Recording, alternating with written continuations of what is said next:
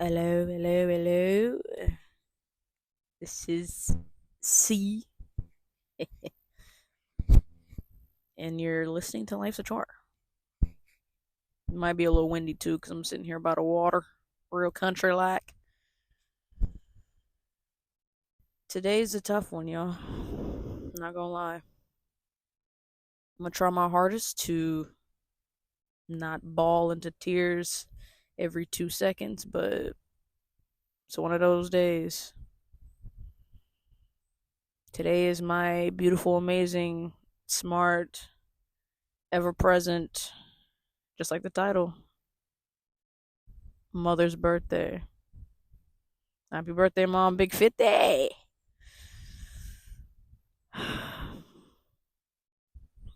If you're new to the show, which if you are, welcome. The I wouldn't say the biggest reason, but one of the driving forces for this show to even be created was in 2019, right before, one of the best times of your life as a high school student. You're about to graduate high school. It's great. It's amazing. Everybody's ready to walk across that stage. Unfortunately for me, it wasn't a happy time at all. Probably, not even probably, definitely the worst time of my life. My mother passed away the Monday after prom, but I kind of knew it was coming even on prom night, unfortunately. I am not overstating it when I say to this day, I haven't fully healed from that.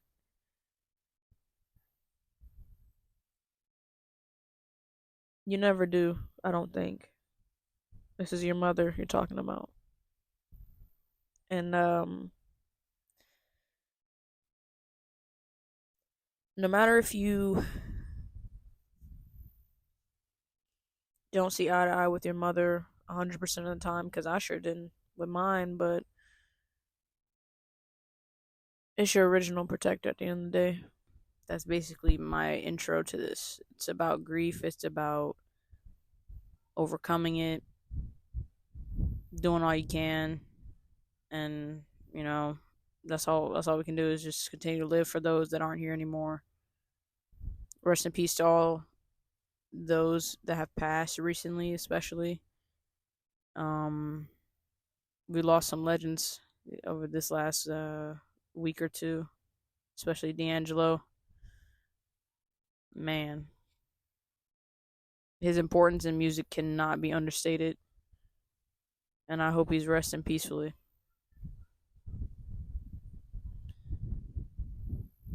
Now, like I said before, I'm supposed to be graduating high school. Mom was supposed to see me walk across the stage. That was one of the biggest things she always wanted, and unfortunately, it wasn't to be. I know she was there in spirit, of course, but I really wish I would have got to experience that joy with her. Um, you know, all positive emotions and happiness was gone from that moment. But I felt relief as well. High school was tough in a lot of ways, but you know, looking back on it, I miss it a little bit. Not a lot, don't get me wrong. But I miss it a little bit.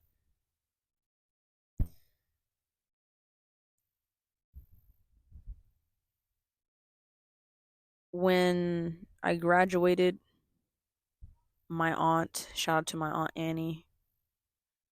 She's a fighter. She's currently going through her battle with cancer, so we're praying for her. Keep her in your thoughts and prayers. When, after it kind of passed, I think it was right before I went to orientation at ECU. She said, "Hey, I know it's tough, but I can get you set up with a grief counselor for a couple sessions for free, and you know You don't have to continue with it after those, but it'll give you a little bit of clarity. And I do not remember this lady's name. I feel so bad, but she was real and she gave me a lot of insight. The most important thing she told me about was the grief cycle. If you don't know what the grief cycle is, it's five. Well, it could be six things. Conflicting reports, but really, we'll say it's five. But it's basically denial, anger, bargaining, depression, acceptance, and when you hear about it in such a linear fashion, you think that, oh yeah, okay, I just go through those things and then that's it. When in reality, you can go through all those things at different times. It's not linear. It can be happening ongoing. My mom has been gone for 6 years. It feels insane to even say that, but she's been gone for 6 years. It's over half a decade. Someday it'll be 10 years and I'll still feel the same way. Devastated. Almost like since that moment, I've been stuck in that headspace, that mindset. Don't get me wrong, I've definitely overcome that, overcome the bad thoughts, but it's so difficult. So that first year was the hardest year of my life. I'm thankful for all the people around me during that time. And when I went to those two sessions, she harped on continuously about how the grief cycle, it doesn't matter what part of it you're in. What matters is that you acknowledge it and you just feel it. You can't run away from it. You could be grieving anything, loss of something, it doesn't have to be a person, and it all is the same, you know?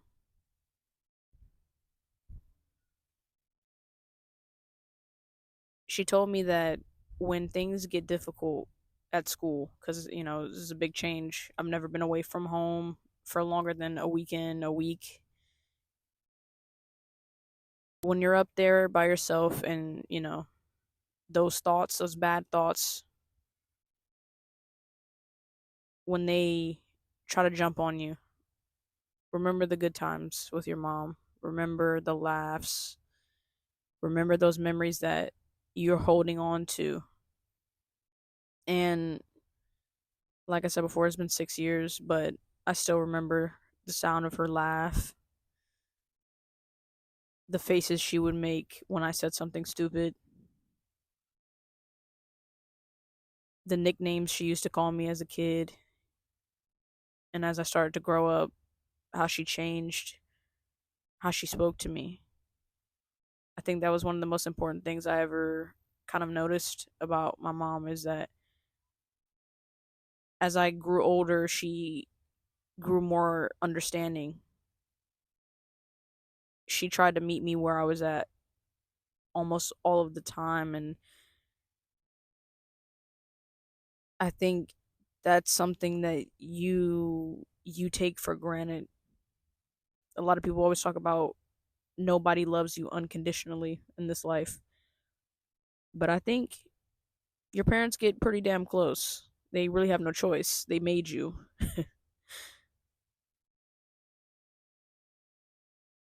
And there's nobody in the world I'd rather pick up the phone and call every day than my mom.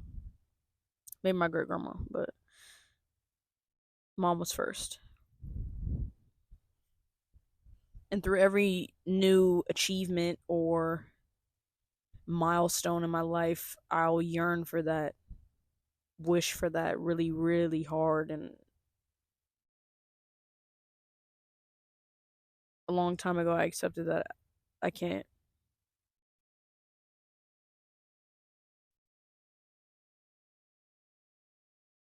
That first year, like I said earlier, was the most difficult time of my life.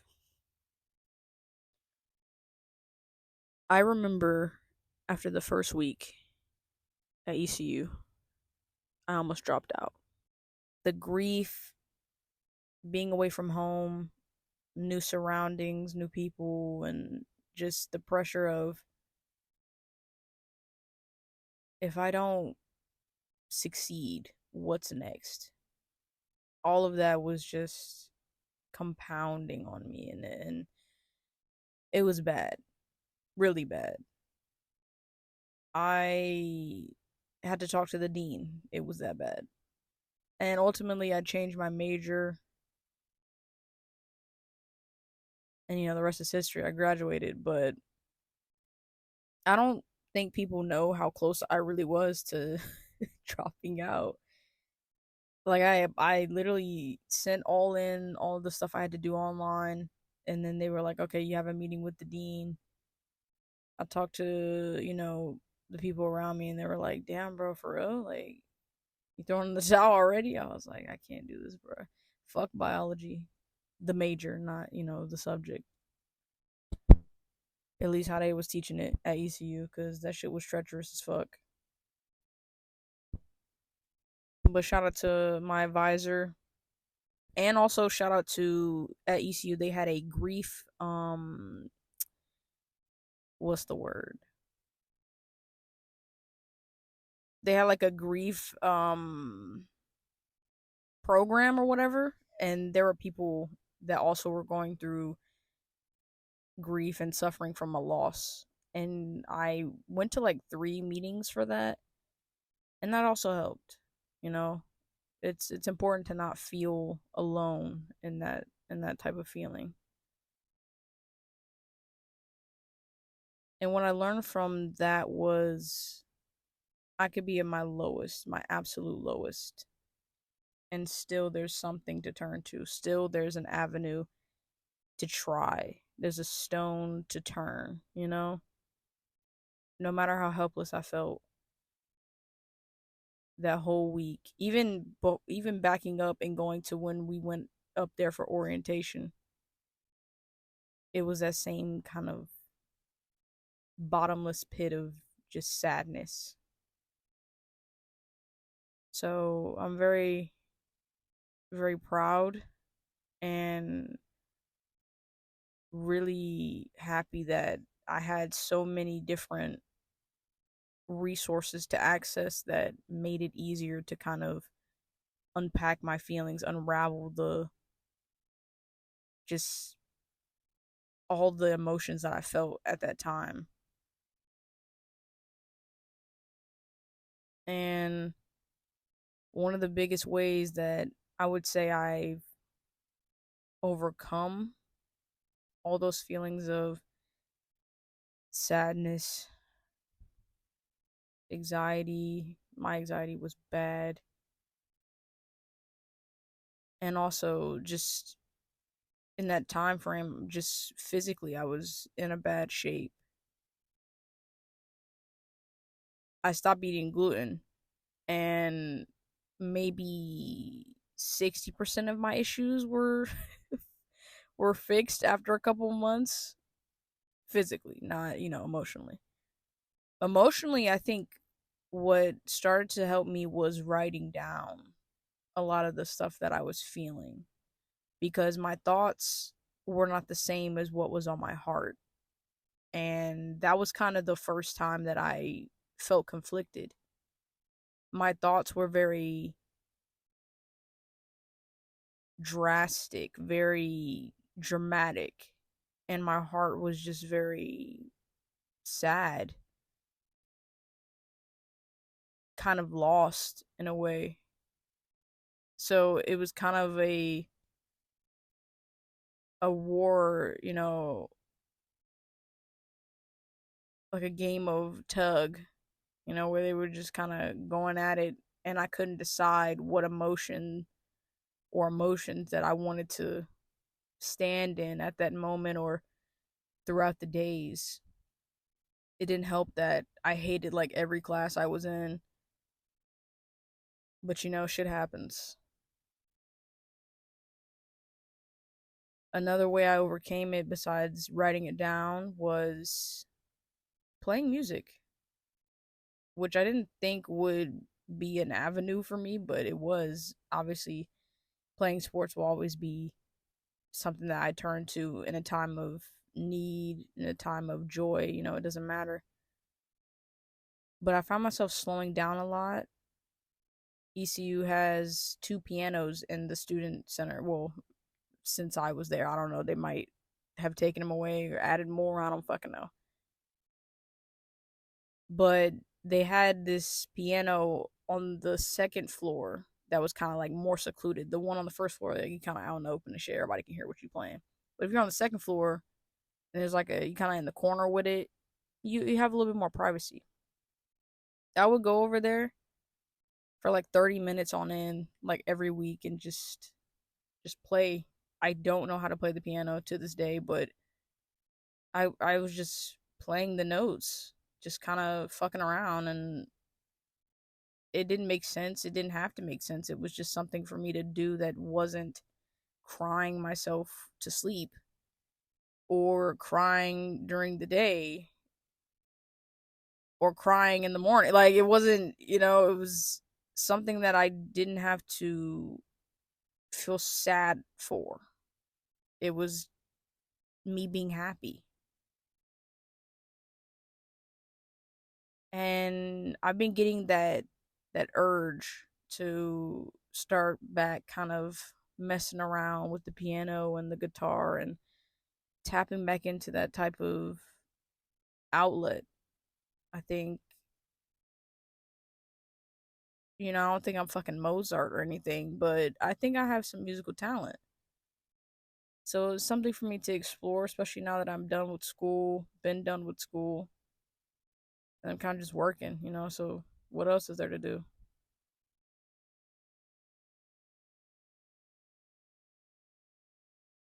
I want to take a moment to shout out the people that were around me during this time. Obviously, the two co hosts of the show, Dalton and Marquay, ever present, always was there to hang out, tell me something stupid on Twitter that they saw, or us, fucking around on Fortnite on my terrible college Wi Fi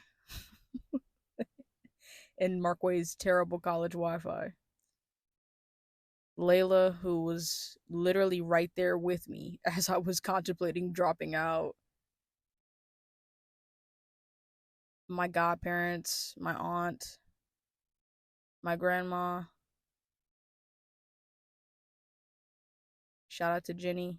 We met, and it was a weird time where I didn't know when was the right time to say, "Hey, by the way,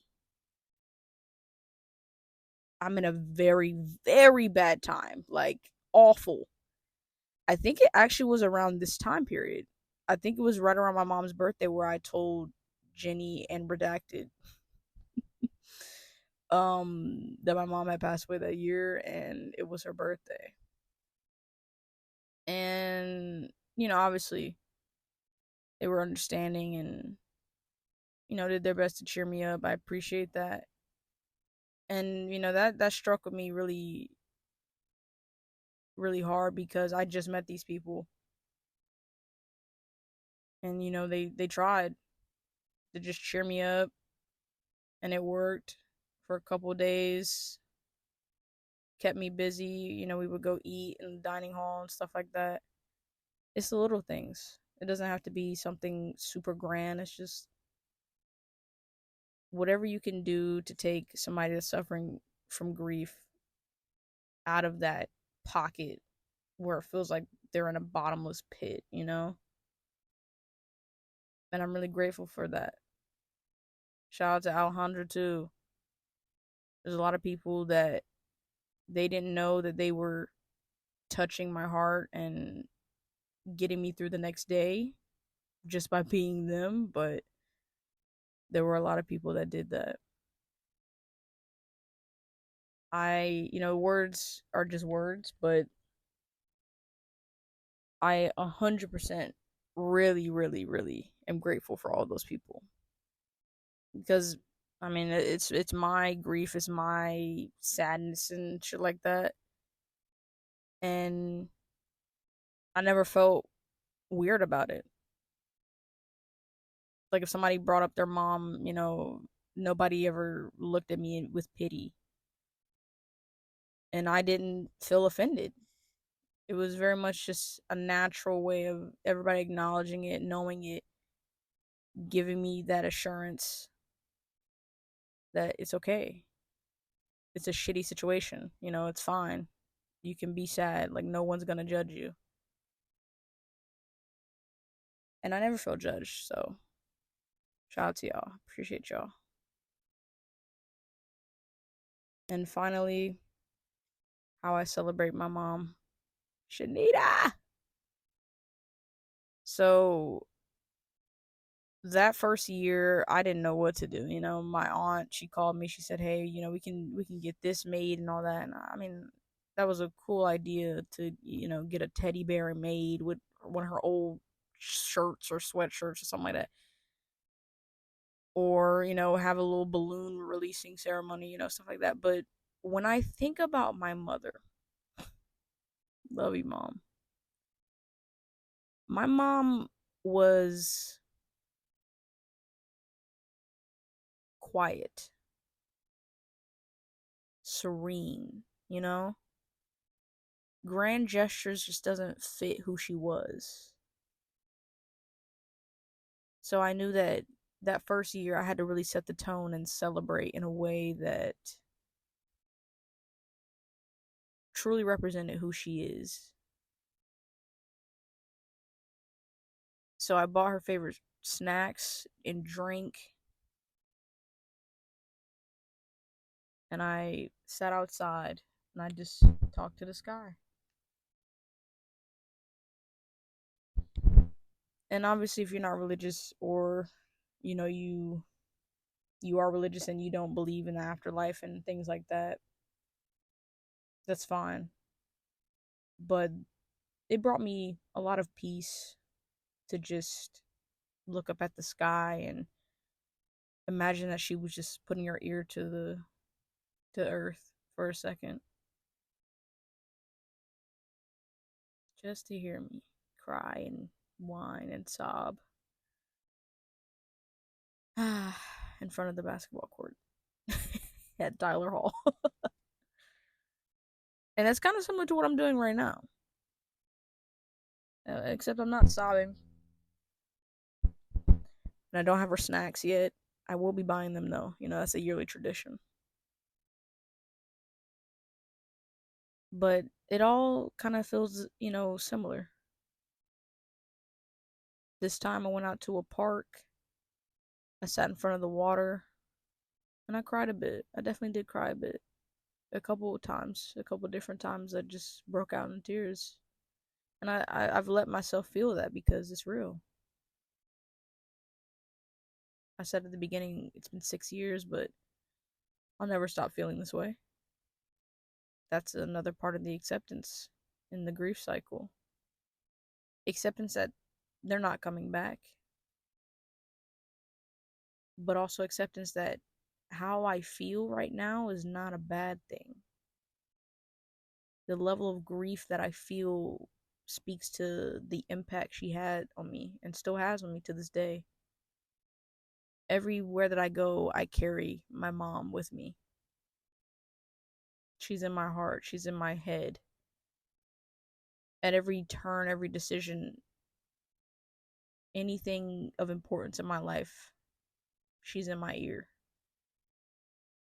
letting me know something.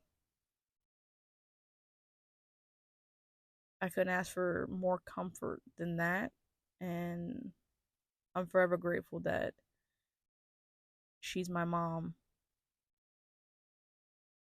And I know that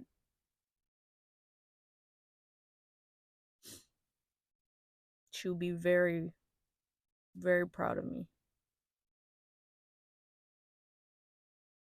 Because what I've been through, it's not easy, and there was so many times where I could have given up, wanted to give up, wanted to do a lot worse than giving up.